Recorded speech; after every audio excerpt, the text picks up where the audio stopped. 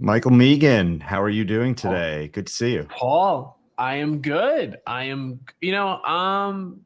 feel personally good. I had a good holiday. It was a light work week.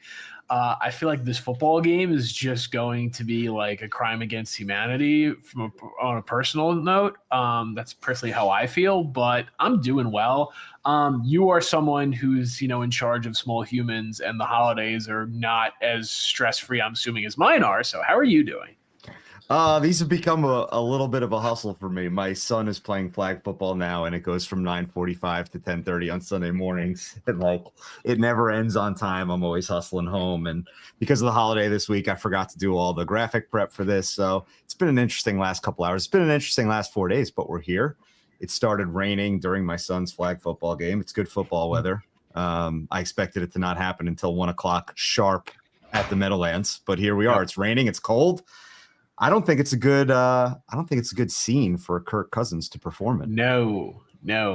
Kirk. I mean, I think I've been saying this for weeks. This isn't like I'm trying to reverse the Doomer gimmick or I'm trying to pull fast on you. I've been saying they're going to beat the Falcons for like almost a month now. You have? Kirk Cousins dying in that life in 30-degree weather was a huge part of my reasoning, and we could not have gotten a more like picturesque November 30th. Rainstorm with 10 plus mile an hour winds, where this game, this is where I want to start because I have a genuine question for you.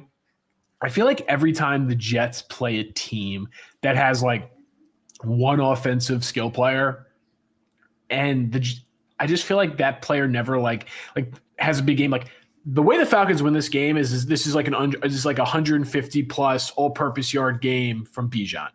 And Bijan runs for like 110, throws another 60 through the air, has maybe 2 touchdowns, or he has 1 touchdown, and he sets up a Tyler Algier, from the 3-yard line, just like punch in, which like isn't his touchdown, but he basically did 90% of the work and probably pissed off all his fantasy owners if that happens. Like if that happens, that's how the Falcons win. Or like this is how the Falcons get to 20 plus points. And if the Jets aren't getting special teams, touchdowns, if we continue the streak that the defense is on about not forcing turnovers, like the Jets getting to 20 points is hard with no Garrett Wilson. Could be a race to 10 today. Exactly. Honestly, 16 points could win this game, and it wouldn't surprise me. 13 points could win this game. This could be 13-9 in either direction. I'd be like, yeah, that sounds par for the course. Like, do you remember I think it was Desmond Ridder or Heineke was the quarterback 2 years ago when Tim Boyle played against the Falcons? Wasn't that game like 12-7? Yeah, and it was also pouring rain at home at about this time of year. I would say that game had to have been like either in November or latest like the first week of December. So let me pull it up right now. So the last time they played was 12/3/2023. So December 3rd, Atlanta Falcons 13, New York Jets 8. Yeah. Okay. 12-7, 13-8. I think we can get. I think I'm gonna claim that one, that I had that right. I think we can give me an extra point because the 8, that's not even really a football number. So the fact there was a safety and 2 field goals, I feel like a 7's fine. Yeah, the Jets actually outgained the Falcons in that game 260 to 194. But we only had 62 yards rushing. Timmy Boyle spun it for 200 in that game. Electric fast delivery, Tim Boyle. Don't you forget. Wildly popular in the locker room. Everybody loves him. Wildly popular. But I just feel like that Bijan game that I'm talking about, every time it says it's going to happen, I just don't know an example of when it does. Right. Even when we played like the Cowboys, like Pickens had 1 catch. Lamb was hurt for that game. Javonte Williams was like their best player on offense besides the quarterback. Like he's the one who hurt us the most, basically. And, Javonte Williams is a fine player. Like I just feel I don't remember the last. Jamar Chase had 16 targets against us when Sauce was out, but none of them really went deep down the field. T. Higgins had 1 catch. Like I just feel like it's more of probably a view of the Sal era where like besides 2021, like the Jets defenses under Sal and Ulbrich were pretty solid. So like, yeah, skill players didn't really go off because if skill players consistently go off against you, you're not going to be a good defense. But I just don't feel like we've just seen that happen yet, where it's like when a team has one thing they can do and the Jets just can't stop it. I don't know if we've seen that, and I don't know if that's coming today. If Drake London was playing and they have both those options, maybe things get different, but he's not. He's out. So Don't forget Ryan Flournoy in the Cowboys game, who hasn't been heard from since, but he killed us that game. I couldn't, dude. If you had given me like 30 guesses, I don't think I was pulling that name out of my head. No, I agree. I just feel like Snoop Dogg. Like who? with Drake London out, I mean, this is like for both teams. You know, I was like trying to come up with storylines for this pod, right? And like for both teams, a few of the stars are out. Both starting quarterbacks are down for different reasons, right? Penix is hurt. Fields is Fields, who can't believe he got benched. He's flummoxed by it. Doesn't understand it. Won't even run half the playbook. Yeah, because he doesn't want to run because he feels like he's worried about getting a soft tissue injury. So yeah. Also not interested in any kind of wildcat action. He's worried about soft tissue injuries. He doesn't want to. He's not a gadget player. No, not a gadget player. Meanwhile, they are cutting him. They are like that's very obvious now. They are. It's written in stone. Yep. And meanwhile, you have I hate to do this, but like you have Jameis Winston across town who like comes in and he's like, dude, I'll play tight end. I'll do whatever you have to do for me to get on the field. Like I'll do it. Right. And so it's not, I'm not saying like, oh, I wish we had Jameis Winston, even though he is kind of a fun player. He's got some questionable stuff in his history a little bit, but it's not even like that I'm jealous of having the player. It's just, man, like, can we have that attitude on our team one time? Yeah. Like it's, and it's not even like a culture thing. Like I'm not blaming Glenn for Fields feeling this way. Same way I'm not giving like Mike Kafka credit for having Jameis to buy in, like in that regard. That's just who Jameis is, and that's who Justin Fields is. Like Justin Fields views him as a starter. He doesn't want to be anything else than a starter. And if he's not going to be a starter, he's going to take his ball and go home. Yep. Like if the comments from like I'm not getting after Samini. Like he did a good job. He did good reporting. I'm happy this is out there. I may be the biggest Brady Cook hater in the fan base where I'm just like, yeah, he's not good. You don't have to play him. Like I'll probably be like towards the top end for that. Like he should probably be QB2. Yeah. And if you want to sign another guy to your practice squad, like if you need to get like Brett Rippon or Mike White or the circle of white quarterbacks who just get signed to practice squads throughout the year, I think Desmond Ritter's been on like 3 of them. And you just need to basically treat Fields like he's shut down. And you get someone from the practice squad who's, floating around, who's played, in NFL games. So God forbid if Tyrod gets hurt, which within these 6 games, if Tyrod played all 60 minutes of all 6 of them, I think the odds of that is probably like plus 400. You just have that as the insurance and you just treat Fields like he's not on the roster anymore because he's not going to be on the roster going forward. I agree. And by the way, like it's the best thing for the team, but I also think it's the best thing for him. Like I think he needs to be off the football field for a little while and like figure out like, hey, do I really want to do this? What does it entail if I do want to do this? Like, can my body handle it? Do I want to put my body through it? Like there's a lot of questions I think he needs to answer for himself. And I think some time away from football is probably the best way to do it. And holding a clipboard on the sideline in street clothes is probably the best place for him to start that journey. It's very hard to be a 5-star recruit, top 5 in your recruiting class, go to Georgia, as the heir apparent. Jake Fromm, they didn't want to move on from, so you transfer to Ohio State. Whereas a top 12 pick after not losing a single conference game at Ohio State, I think he was like 20-2 as the starter or 22-2 as the starter, highest echelon of football basically since he was 14 years old. Played very high level Georgia football, and it just hasn't worked out. It's not like he's just not a starter. Something about the internal clock has just never sped up, and at this point, I don't think it's going to. You can make a lot of money. Like Justin Fields could be a very good backup for the next 10 years. Yeah. Because as long as Justin Fields doesn't seem like a bad guy. Like this isn't a Zach Wilson where I think he's like a complete dickhead. Like players seem to like him. Like I don't in this regard. Like I don't think but he's got to make his peace with that now because what I'm sure people would love is having a backup who it's not even for the gadget aspect. Your starter misses one game and let's say you're the Bengals and you have Joe Burrow and then Joe Burrow gets hurt. Imagine just being able to throw Fields out there just to run around and give someone a completely different look where look how Fields played week 1. The Steelers had no tape on this offense and they caught him by surprise because Fields, they got him in a rhythm early. They used his legs and he was playing with confidence. Like if you can just boil down the Justin Fields games into 1 or 2 games a year, it's a very useful member of your football team. And you can probably make another $40 million just collecting 2 for $10 million contracts for the next 5 years. Yeah, 100%. And the other benefit to that is you don't have to worry about keeping him long-term healthy. If it really is just a spot start here and there, you can play a little bit freer with him. And ironically, I think you're like have a great lead in here to a comment that we just got, which is QB egos are weird. And this was followed up by Bryce Young is the only quarterback I've seen take a benching well. And I think what we all heard. I have another one who took a benching very well. He plays for the Oregon Ducks. Yeah, Dante Moore got benched for Ethan Garbers. He could have started anywhere else in 2024. He went to Oregon to get developed, and now he's reaping the benefits. So, excellent point. Talk about someone's character. Just want to point that out. I think if we rewind back, one of the great things we heard about Fields coming in, and I think one of the reasons people felt positive about it were that you heard every teammate loved him. He was a great locker room guy. And I don't think that's necessarily not true, but coming off of Aaron Rodgers and Zach Wilson, I think that's something that really excited a lot of the fan base. Was like, all right, we're just gonna have a normal guy who people like playing quarterback, which is a good change for us.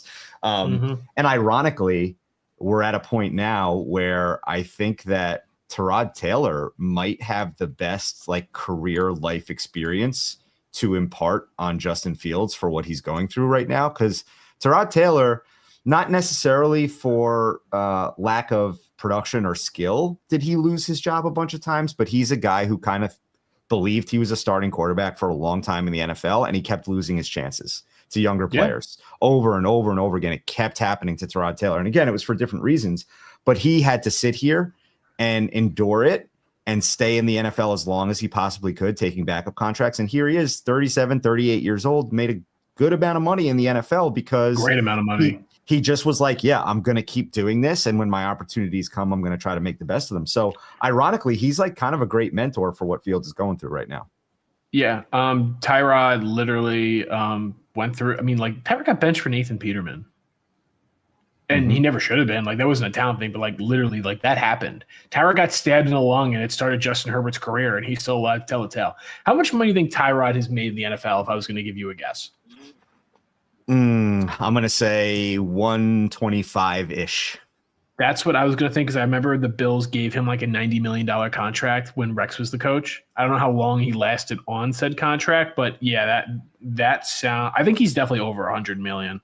Do we have, all right, so we don't have the number. I'm going to add a call. Oh, I have you have the number.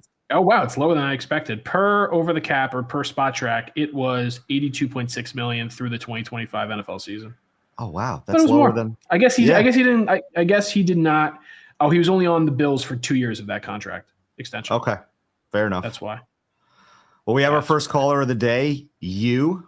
That's all we got for your name here. What's going on, man? How you doing? Oh, he's gone. He's gone. Let's talk some Dante. I don't know. Let's talk some Dante Moore stuff, because you brought him up and now we're getting comments rolling in. I'm all in on Dante Moore, hoping Oregon wins the Natty so that he doesn't go back to Oregon. So we asked you this a couple weeks ago, Meegs, on your gut feeling on if he's going back or staying. Does winning the national championship change things, or is he that committed to the development? I think winning the national championship would change things. I do. I don't think Oregon is going to win the national title. Also, very good point by Light Grenade before I get on a tangent. What a world we live in where the response is 82.5 million. Oh, wow, that's low. Very fair point. Very fair point. But back to Dante. If you guys want to see a horrible comment section on Twitter, I'll have to find it and I'll retweet it. But somebody in the NFL got fined for something it was a throat slash-ish type movement, but it wasn't. It was the game's over type movement. And he got fined $15 million for it, or no, $15,000 for it. And he reposted the NFL post about it. And he was like, I didn't mean anything violent by this. I was just saying the game's over. And now my kids can't have Christmas presents. Thanks, NFL. And if you want to see an ugly comment section, good God. Yeah. God forbid they could take a joke. It's honestly, this is going to get us on a tangent. This also goes back to my favorite. This is more an NBA thing than an NFL thing. When you see players sign, I remember when Giannis signed his max contract before he won the title, everyone was like, what are you doing? How do you so like, you know, how could you sign that? You're never going to win anything.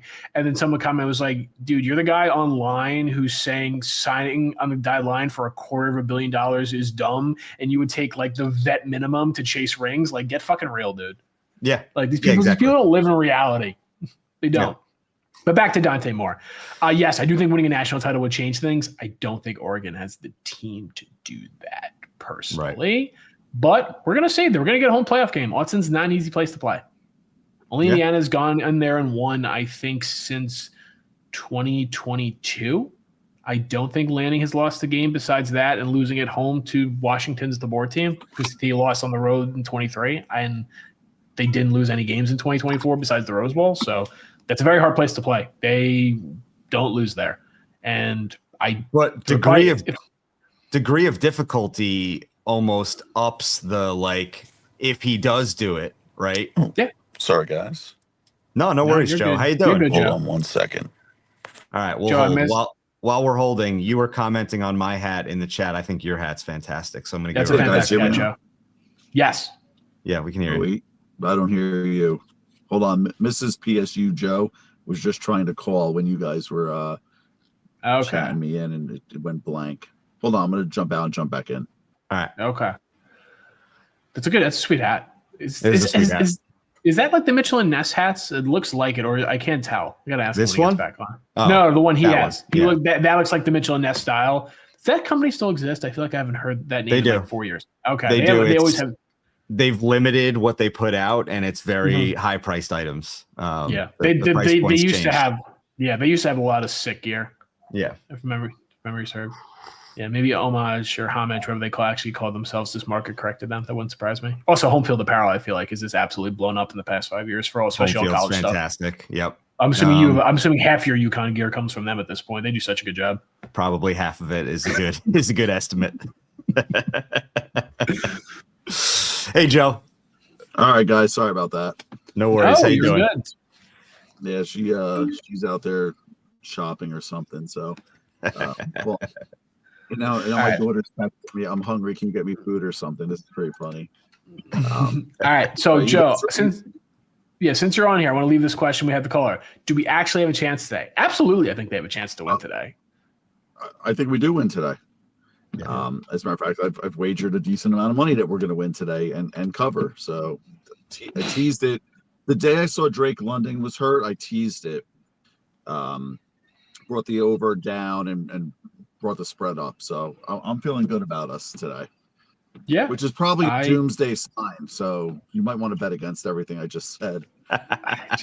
I just think this is going to be an ugly football game. And if one team won by 10 points or more, I think I'd just be surprised. Like, this just feels like an ugly game where it's one score. And like Cleveland was a little like that in the way. They just got 2 special teams touchdowns in rapid succession that it just brought more excitement to the game. But that was inherently an ugly one-score game that probably just had 2 touchdowns more on each side that we were basically expecting. I kind of think this is going to happen. I guess where I want to get Joe's opinion and also Paul's, how badly does Jeff Ulbrich want to win this game? Like, is that the factor that we're missing? That there's going to be an uncomfortable win one for the Gipper speech in the Falcons locker room today. Like, Aaron Glenn, and I'm not saying he was wrong, made it a point to talk about how he didn't think this roster was that bad. He just thought they were not well coached, and he hammered that point home a lot this offseason. And I don't think Jeff Ulbrich didn't realize that, or that didn't get back to him, or he has forgotten that personally. Will it matter? We're going to see, but I wouldn't be surprised if that defense comes out with, their hair on fire. We're a unit that has been playing well. Like, they got Josh Allen. Like, they handled the Saints last week. Like, the defense hasn't really been a ginormous issue for the Falcons. It just feels like their offense, for as much talent as they have, just never quite scores as many points as they should.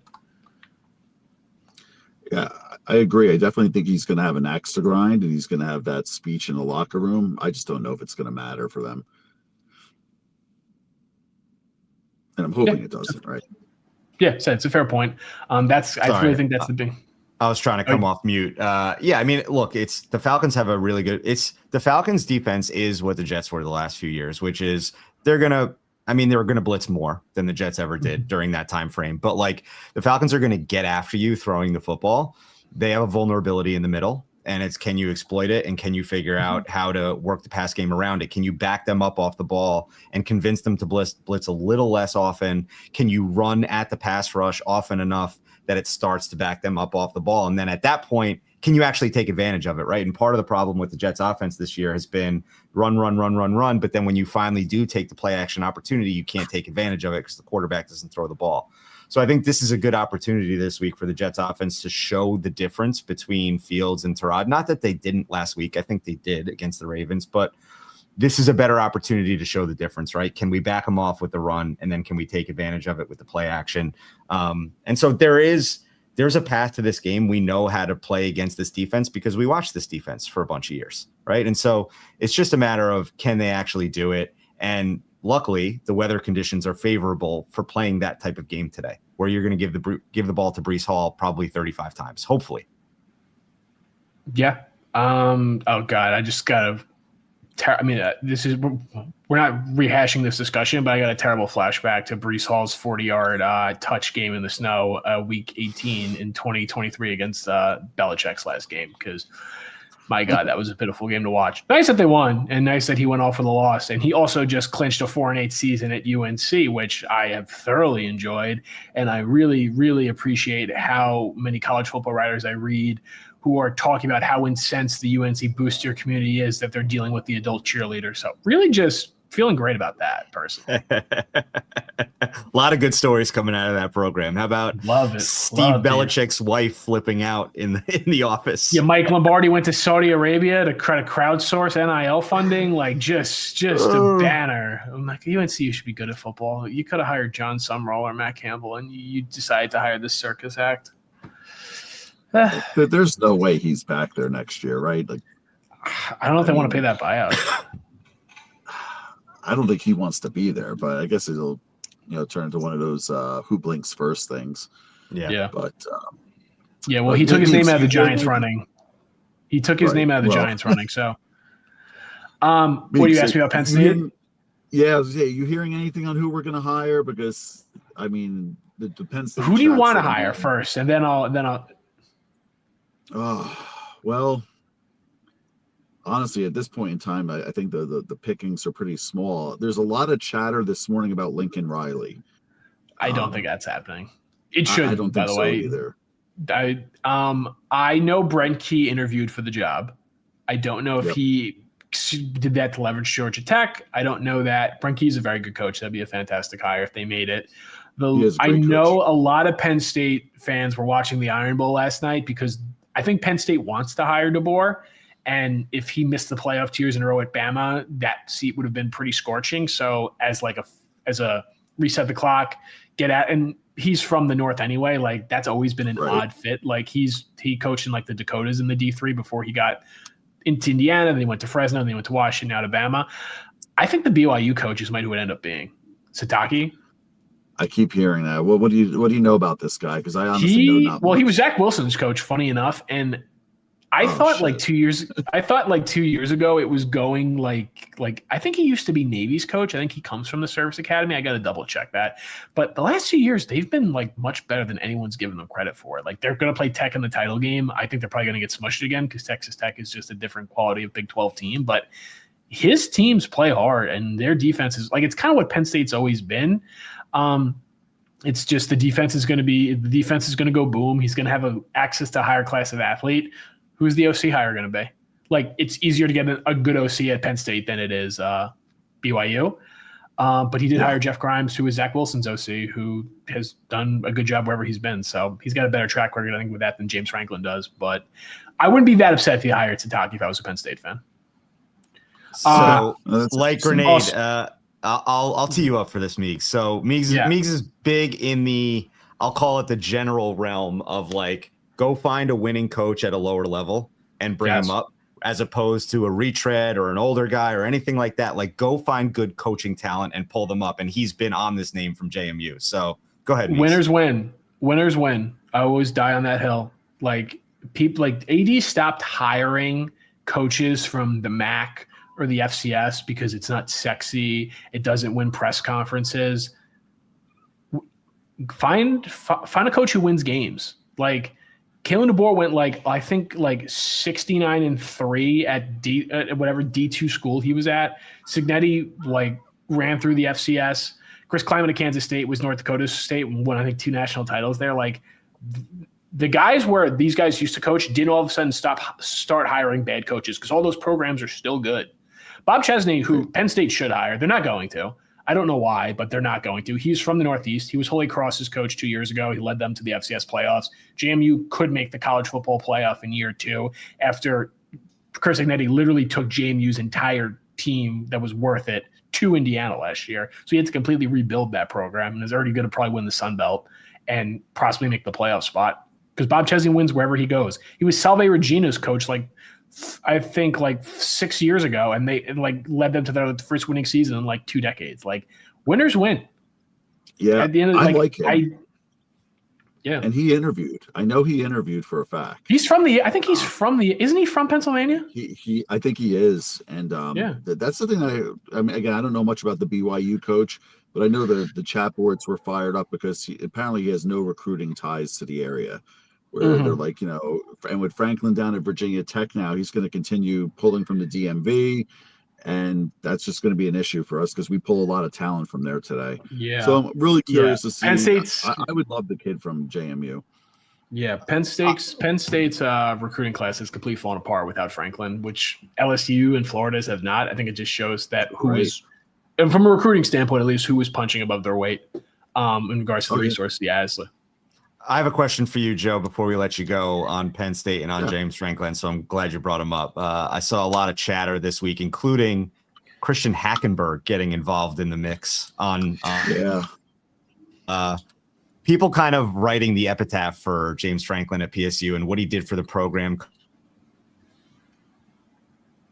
Hard. What's your big picture view on James Franklin now that it's over, the dust has settled, he's gone on, he's got another job?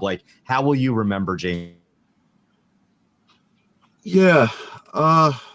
So Franklin came in at a time after Bill O'Brien left, right, where the program was still navigating some of the sanctioned waters and not kind of knowing how the NCAA was going to come down. And regardless how you feel about that whole situation, and I know it's a very polarizing conversation, I would say that, I don't know that the NCAA ever really handles anything correctly, right? But, given the situation we were in, I thought Franklin came in and he was a really good recruiting presence. He was able to sell people on the brand. Internally, he was able to get a lot of resources for the program that, people are going to, benefit from going forward. That, when Paterno was there, he basically recruited off of his legacy, right? He was able to go in there and say, hey, I'm this guy who's been here forever, and you want to come coach or be coached by me. Our facilities were bottom of the Big Ten when we were a team that had the resources not to be bottom. So I don't know if you guys have seen, but the Lash Center has been completely revamped. We have a $700 million project going on in Beaver Stadium. And all of that is directly because of James Franklin. That being said, he was a very egotistical guy where, if he was still there right now, he would be leveraging a new contract without a doubt. Mm-hmm. I was kind of torn on when he left because I know I'm lucky enough to know a lot of the players' parents, and they love him. You like Meegs said, you saw our recruiting class. We lost 17 recruits. I think the other schools lost 1 recruit each, right? And the 2026 class is going to be nothing but transfer portal people from whoever comes from another college. And that's kind of why I'm nervous about where we go, because you don't necessarily want to pull JMU players to Penn State at this point. You need to be pulling bigger program players. But yeah, I was a big fan of, some of the internal work James did, but at the end of the day, he didn't get us over the hump in those games, and he wasn't a game day, coach. So it'll be interesting to see how we end up. And, I don't know if you're paying much attention to the guy, Terry Smith, that's running the team right now. Yeah. The players love him. Now, I don't know that you can promote him just given he played for Paterno. He was hired by Franklin. I don't know that you could promote him, but if I was the next staff, especially if it was that BYU guy, I would definitely look at keeping him on staff if you can. Yeah, it's an important point. People have long thought that James Franklin was Mark Richt at Georgia, and that if someone was just a better in-game coach like Kirby is, that he could do what happened to Georgia. A lot of people thought that was Matt Rule. I have never, ever once thought that. Matt Rule is not a good coach. I will die on that hill. That is the dumbest extension signed this entire offseason. He literally, Kirk Ferentz has more Big Ten wins at Nebraska Stadium than Nebraska's last 3 coaches. Like that's how bad it is for that program. And they're probably Rule is going to go to the transfer portal, and now they're going to be stuck with Rule's $70 million buyout and no quarterback and the 103rd ranked recruiting class. So, yeah, Matt Rule, not a good coach. I'm so happy he never coached the Jets. I agree, and I think everyone in the Penn State fan base, at least that I associate with, was like fearful that he was going to be the hire because Kraft had a existing relationship with him. That's our athletic director. He hired him at Temple.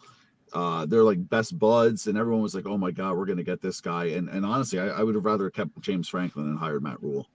100%. Right, Joe. I said Joe thinks we're going to win today, so we'll see what happens. We'll see how it goes.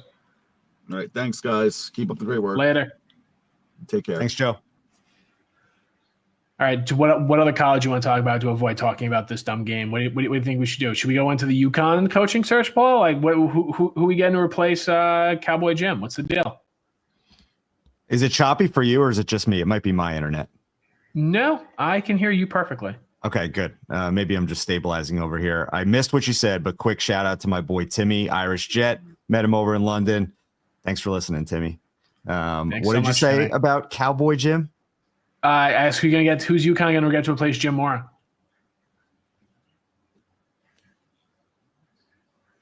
I'm getting so close, guys. I think. See, this is what happens. I bring up UConn football. All Paul wants to do is talk about UConn football, and when I finally bring it up to him, he just freezes. Here I am. Okay, you're talking UConn football. I'm back now. What did you say? Yeah, I asked who thinks going to replace Jim Mora. I don't know. I honestly, I didn't get to watch any college football this weekend. I've been like balls to the wall with children from Wednesday to. That is absolutely wild. So statement. I haven't really. I haven't really gotten a chance to dig in on UConn yet. And also I went to the UConn basketball game on Friday. I would like for UConn to do something kind of in the vein of what you were saying earlier. Go find a winner. It doesn't necessarily need to be a big game, like a big name. Like, I don't need you to go try to grab a former NFL coach like you did with Jim Mora. Jim Mora was very good for the program at the time that they brought him in. He wants to go to Colorado State. That's fine. Go find a winner to lead the next phase of the program. The program is no longer in the phase it was 4 years ago, right? So you need to find the right guy for the job now, not 4 years ago. So don't try to go back and recreate that Jim Mora search. Okay. I don't mean to cut you off because I do think that's a very good point and what UConn's to do. Did you see who's inactive today? I did not. Do you see it now? I put it on the screen. Thank you, Yoshi, for putting this in the chat, by the way. Arian Smith. Wow. Yep. Oh, God. Can we bring back the clip of my draft reaction when we took him? Oof. Ooh. Remember how mad people were? Remember when people said John Gruden knew more about football than the Badlands draft guide? Because I sure do.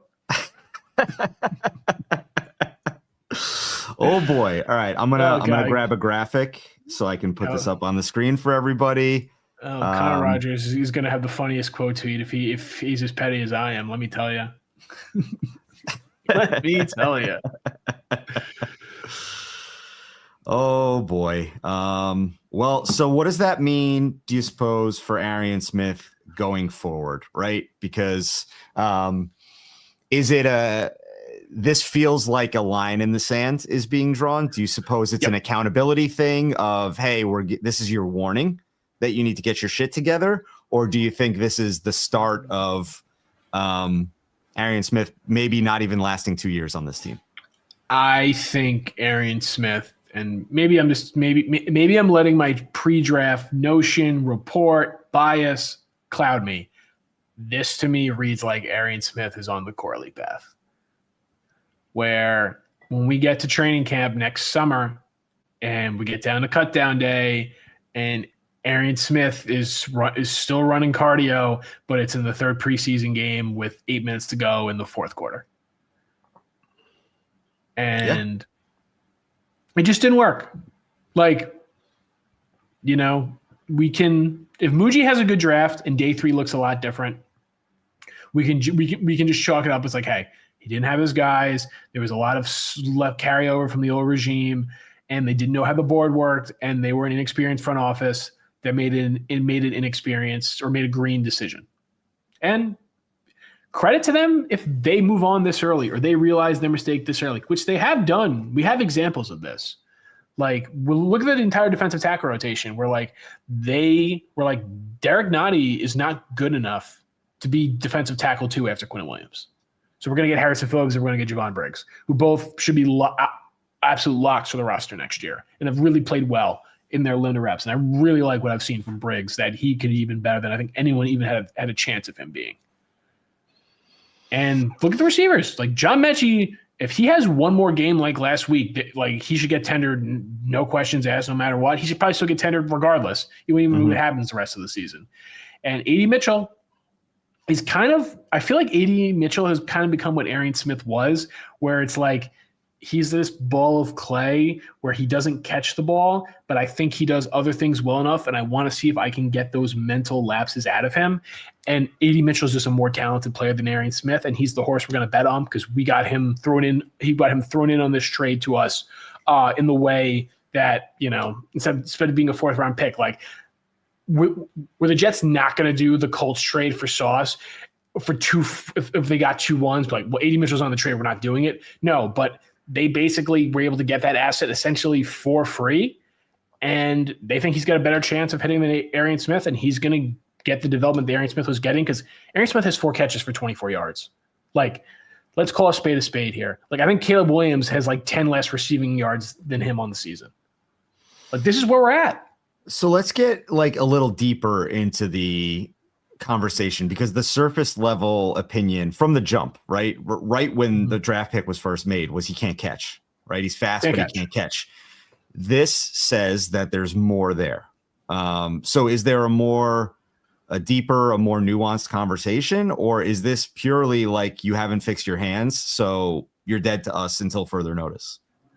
Dude, like, if you watch the 2024 Georgia Bulldogs, I am not this is not Carson Beck apologist or anything like that, but you ask any Georgia fan, they could not stand their wide receiver room last year because it was full of gadget guys who couldn't consistently get open and couldn't consistently make catches, and it all became on the tight ends. And Arian Smith was like 24 when he was drafted. Arian Smith, before he was age, I think 22 or 23, never had more than 400 yards in a season. Like, there's just no, like, there are late bloomers. There are outliers to everything. And what do we always say? Don't draft outliers unless it's on day 3. And Arian Smith was a day 3 draft pick. He just still took him a little too high. It's always been like, it's not the fact that he can't catch. It's always been a mental aspect to him. He doesn't run routes. Like, he's just not anything more than a 6th-round pick. And if he was a 6th-round talent who got taken in the 4th round, if you take someone in the 6th round and they're not on your roster after the next training camp, that happens to every team in the NFL over a 3-year period. Like, someone will take someone in the 6th round who just isn't on the roster for 2 seasons. It happens. That's what Arian Smith is trending to be. Maybe I don't know if something popped up. I haven't seen in the chat that this is injury related. I will see what the beat says when we get off the thing. I'll scroll Twitter and check. But dude, like, I am happy that this staff and this regime, for all the questions I have about them, and I still have a lot of them, they're not stubborn. They are willing. We have a tweet from Samini right now. It says, on Friday, Aaron Glenn pushed back on the idea that Arian Smith had dropped in the wide receiver pecking order. He said Smith remains a big part of what they do, noting that he's one of their better gunners on the punt team. Today, he's a healthy scratch. Yep. Again, I don't care that Aaron Glenn lied to the media. That's not the point here. But I think Aaron Glenn, the fact that I think it's noticing a trend when he goes too hard in one direction, it normally goes the opposite way when you let the transactions do the talking. Yeah. Oh man. I mean, I guess trying to be glass half full guy, because that's my job usually. The willingness to move quickly is a good sign, because it's yes, not just, it is. Barron's inactive too, and that's a guy that has received a little less fanfare big picture wise. I think Arian Smith's been more of a lightning rod nationally than Barron has, but they traded to move up in the 5th round to get Tyler Barron, and he's had some decent burn this year just because of body availability. Like he just they needed him on the field at certain points because they had nobody else there. But he's been a complete zero. And since Jermaine Johnson has been back, he really hasn't been active. I think there was one game that they bumped him up. But the willingness to take 2 guys who you overdrafted at a minimum, one guy who you traded assets to get up and overdraft, another who you just wildly overdrafted, the willingness to put them down on game days and say, no, you can't be a part of this team is at least encouraging in the face of the evaluation errors. Yeah, like it's the first 12 months of a regime. Fans will overlook these things if you admit your mistake quickly and you made good strides and you have success in other places. The free agent period, the lack of not taking a defensive tackle in last year's draft was bad. But you amended that through acquiring Phillips and acquiring Briggs. Doesn't forgive it. Would it be nice to have actually taken one and also made those trades and made that into a strength? And you really probably makes the decision to trade Quinnen even easier than it was. Yeah, that would have been nice. Receiver, they did not. Thinking Josh Reynolds was good enough to be wide receiver 2 on an NFL team when Justin Fields is your quarterback. I know they're going to run the ball a ton, and I know pass catcher was secondary in that eyes because of the offense they're going to run. That was not good. Getting John Mechie as a throw-in to the Carter trade, getting A.D. Mitchell as a throw-in to the Sauce trade was smart because you threw more darts at the problem, and you hopefully one of them or both of them are going to stick. So I like that this regime is able to say like, hey, we got this wrong. And I like that they're able to pivot quickly, and their pivots have started to show a little fruit. But, and the biggest thing for them is they hit on their first, we think, 3 picks. Like if like Membu is a star. Like that's an absolute home run. Like I know, like this is the Joe Douglas thing. Like Joe Douglas was a good GM because all of the draft picks here in the top 10. Yeah, he did. But he did nothing like basically on the ancillary sides of this. Like there's no 2nd round Joe Douglas pick who looked like Mason Taylor. Like I like Brees, but like Brees, they were like if Brett Veach was good at his job, Brees wouldn't even be on the team anymore. That was also I think that was first pick in the 2nd round, right? So they moved up to get him, I think. And so like it's basically a 1st round pick. It was pick 36. Like I remember that because they got ahead of Houston because Houston was going to take him. Then they took Petrie after him, which was a good player. But and also name me the Jets 3rd rounder who's looked as positive as AZ's looked. Yeah, no, you can't. Like, absolutely. No, there's not. Shout out to Gus, another guy on the Atlantic Flight podcast, which is a great UK-based podcast. If you haven't checked it out, another guy who we met over in London. Is this the end or lighting a fire for him? I guess the question is like lighting a fire for what, right? Is the capability there for a fire to be lit? Is fire the problem with Arian Smith, or is it other things? And I wonder if the regime if there's a lesson here to be learned about maybe overconfidence in their own development abilities of like, hey, maybe we need to be a little bit safer and take higher floor guys rather than taking these wild swings. Maybe we can't develop certain things, and and so it'll be interesting to see if there's a move back to a different style in next year's draft about the type of guys they're looking for. Yeah, and that was another thing Joe Douglas was really guilty of, by the way, too, of like Zach Kuntz was like, I think it was a 7th round pick, so it didn't matter. But like, this was a guy with RAS score off the charts. Jelani Woods here. There's another comment here. Why did we go get Jelani Woods? Right. And that's a question I've been asking all year. Why did we get this guy if he's just inactive every week? Probably because he's bad at football is the answer to the question. But 100% did you have overconfidence in your development skills, and you're trying so hard to get athletes in the door here, but you get here and you realize they can't play the game. And so will there be a learning moment from this? I honestly hope so. I think the light bulb moment with Arian Smith was that they plucked Isaiah Williams off the street and he basically does Arian Smith's role, but better. Hmm. And it's like, if we can get the production we're basically looking from Arian, and I'm sure they had higher upside for Arian Smith's ability as a receiver, but more just what Arian Smith is good at currently as a returner, as a gunner, as a gadget, like reverse, pop pass guy. Isaiah Williams already does that better, and all he had to do was basically sign him off waivers.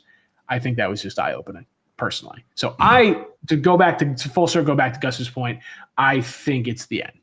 I don't think this is Breece Hall. I don't think this is lighting the fire. I don't think Arian Smith is active next week and then has more receiving yards next week than he did the entire previous season. Like if he gets 25 yards next week, he'd have more than he had the entire season so far. I just don't think that's going to happen. And if it does, I'll be the first one to say I'm wrong. Okay. All right. So let's get into some more game stuff. Breece had the big fumble last week down near the goal line, which I think was his second down near the goal line. Cowboys game was the other one. Mm-hmm. And I think the third one was Braylon Allen in the Miami game, right? So it's the team's third, but it's his second in a big spot down near the goal line. Mm-hmm. You put that next to what we've kind of seen in Breece's kind of hero arc here of like Aaron Glenn finally maybe getting through to this player in a way that Saleh attempted to at a podium, which was not the right way to do it, as we learned. And Aaron Glenn seems to have gotten through to him in the message of like, hey, like you're a lead bell cow workhorse back. He keeps using that word workhorse. So this is a spot in this game where the game plan is favorable to Breece Hall potentially. The weather is favorable to Breece Hall potentially. And you're coming off that big fumble last week in what looked like a winnable game for a good portion of the game. Does this lead to a 35-40 touch game for Breece Hall where Aaron Glenn is coming to him and saying, hey, you ready to get it back now? Like you ready to fix it from last week or what?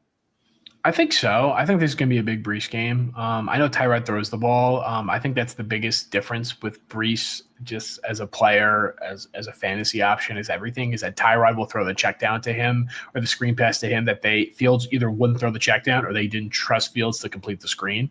So like, I do think, and I don't, maybe I'm giving Engstrom too much rope, and you can tell me if I am. I think Breece's lack of volume as a pass catcher this year is much more on the quarterback who is in place than it was on a reluctance by the offense to get him involved. I think it's more like, Fields just dirt screens. Tyrod's just better at them than him. Like, if I like Breece as a receiver, I think he's very good. He has soft hands, but like Breece Hall isn't like line up in the slot, run a route. Right. Like he's good, but he's not that. Like Bijan does that. McCaffrey does that. Gibbs does that. Breece doesn't. I think we all thought he could for a while, but it's just like we've been saying it for 3 years and it's never materialized. So at some point you have to take the clue and be like, all right, that's not what he is. Yeah, like it's and it's not like he's not an effective pass catcher. Like I'm trying to think of like who's like a good example like across the league who's like is good at screens but like doesn't run routes. Let me come back. Yeah, McCaffrey doesn't do it. Breece has also had some drop issues over the years where he turns his head upfield before he secures the ball. Yeah, like he's not as fast as this player. This player is more dynamic, but like look at Miami with Achane. Like none of his he doesn't run routes. He's just very good after the catch with the ball in his hands, and they like getting him on short passes and quick passes and everything like that. Like that is like Achane has more juice, I think, than Breece does, especially with the knee stuff with Breece. And I think Achane was he's a smaller back, so he is like quicker. But like that's kind of the way you want Breece to be used in the daily, but you have Tua's good at those short throws. Like that's also playing to your quarterback skill set. Justin Fields doesn't have that skill set. Yeah. So I think as long as Tyrod's the quarterback, as long as Tyrod's healthy, you're going to see more Breece in the passing game. So the 20 carries, and I think you're going to get at least 4 or 5 targets where this is like a 25, maybe borderline 30-line touch game, depending on how the weather goes. I could definitely see it. Like Breece isn't getting benched or Isaiah Tavis isn't getting a bigger target share because of that Breece fumble. Like I don't think. One, because it does give you a better chance to win, and two, that's not how Aaron Glenn has showed he's going to do with Breece. Because I don't think Breece is a guy that's going to work. Yeah, like I think you're going to hurt his confidence if you do that, and I think Aaron Glenn knows that, and Aaron Glenn has clearly gotten through to Breece, and I think he knows the best way to get through to him again. It's funny with Breece. There was a quote from him this week. It was like one of the after practice media availabilities to hear how he thinks of himself. I think I have the quote here. I don't have the full quote, but he said something like, it's kind of like guys like me, like Bijan, bigger backs who are elusive and can surprise people with how elusive they are. So he kind of thinks of himself in that class of like, it almost seems like he doesn't even really fully have the right definition of what he is. And I don't think the Jets have ever had the right definition of what he is either. We've been like struggling to find it for 3 years of like, what exactly is this? We know there's something here. We know he's awesome, but what exactly is this player? Yeah, I think the thing with Brees is that he's not quite as instinctual. Like, I think people want Brees to be Jonathan Taylor. And he's not as instinctual. His vision is not as good as Jonathan Taylor, but he also is a better receiver, but he's not like on the opposite end of the spectrum where like Gibbs is. So like he's a worse runner than he probably is given credit for, but he's a better pass catcher than his volume would suggest. And how do you strike that balance is a real question. Like, I think there are different backs, and I think the best version of Brees will be better than him, but like, you know how the Bills use James Cook, where all his runs are downhill. He doesn't have a lot of like cuts or vision. A lot of his stuff is just very just one read and go. And then he can obviously make plays as a receiver. Like, I think that's probably the best role for Brees. Brees has never been asked to do that. Brees is so much bigger than Darren Sproles. Like, this is my point. Like, this is actually a fantastic comment. I love that Rob said this, is that I don't think Brees is as good as a receiver as Darren Sproles is.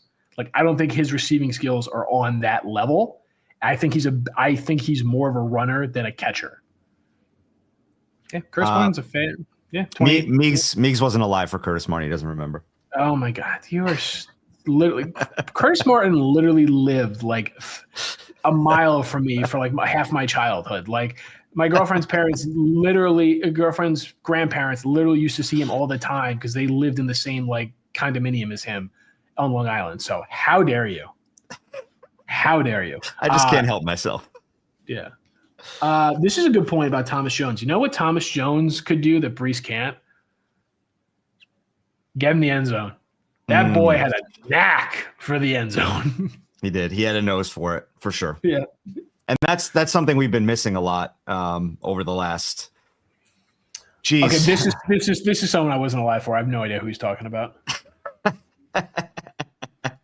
Obviously we all know who Freeman McNeil is. I haven't seen enough of Freeman McNeil to be able to make the comparison. But Gus, we'll keep it in mind. How about Arian Foster? There's a name. I think Brees is quicker than he was. I don't think Arian Foster ever had like Brees's like speed, if memory serves. But I understand what he's saying from like an instinctual point as a runner. I understand what he's saying for that. For Brees, I still just think, and why we saw the best version of him, and I just think he should be in a Shanahan wide zone offense. And if you're going to ask him to run more gap power, I just never think you're going to get the best version of him. Yeah. And the Jets have varied their run game. They're not strictly a gap team. They're not strictly a zone team. Like, Detroit does a good job marrying both concepts. Like, look at how the Bears are doing with Ben Johnson. Like, he ran a lot of gap when he was in Detroit, but he's running a ton of outside zone, and the Bears are running it well. So Engstrand has a good variation of it. He does a good job mixing it up. But if you want the best version of Brees, I just think you want basically what the Seahawks are doing with Darnold, where Kubiak is just going full wide zone, boot out the quarterback, get those, in that regard. Like, I think he would be perfect for that. I just still think that's the best version of Brees. And if we see it one day, it's going to be that. Easy. What? You're edging into a conversation we don't want to have. I can't give Clint Kubiak a comment. I'm sorry. Compliments. All right, let's get into some bets. I don't know if you have any bets loaded up for today. I do. Okay, good. I will. I'll go first here while you pull yours up. I am continuing my journey on the betting on the Jets to get an interception every week until it happens, and adding a unit every week. So I am up to, and I have it. I have the slip here. I'm up to 3 units on Kirk Cousins to throw an interception. Right now it's at plus 116. So that's a nice little bet if it happens. It's rainy today. They're going to have to probably throw the ball a little bit. So I'm all in on Kirk Cousins throwing an interception today. I also have a little Jets focused parlay ready to go.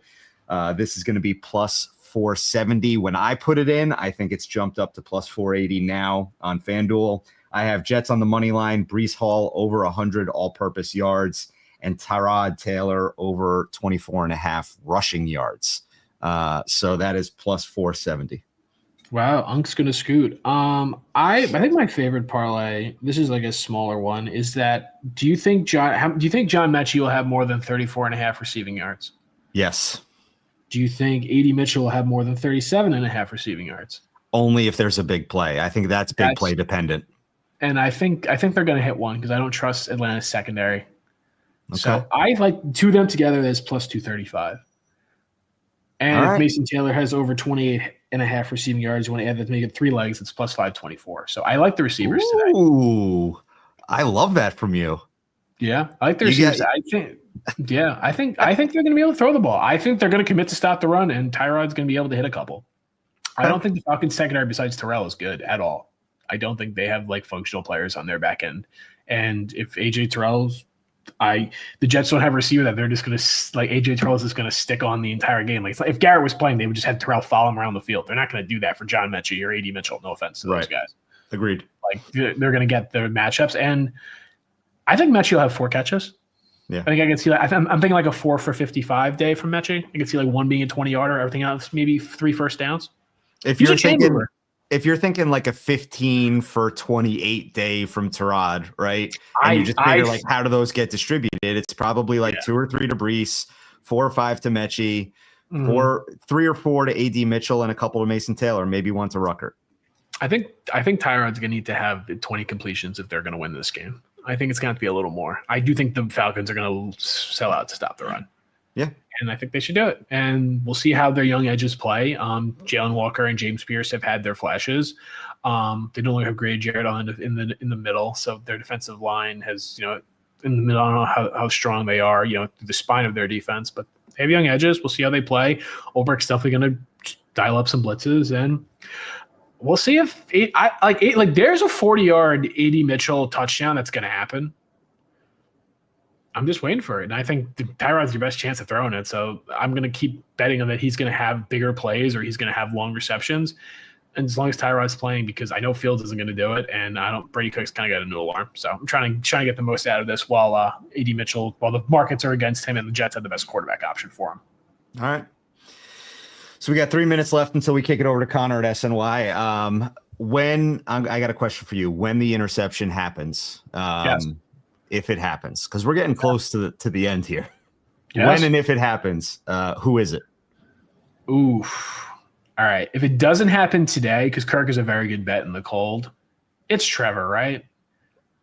It's got to be. There's no way. Like Trevor Lawrence, like when it comes to interceptions, like it's like the Green Goblin mask is calling him.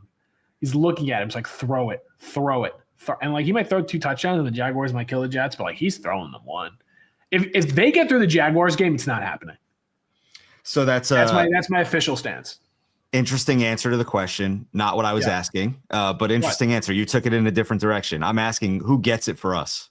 Oh.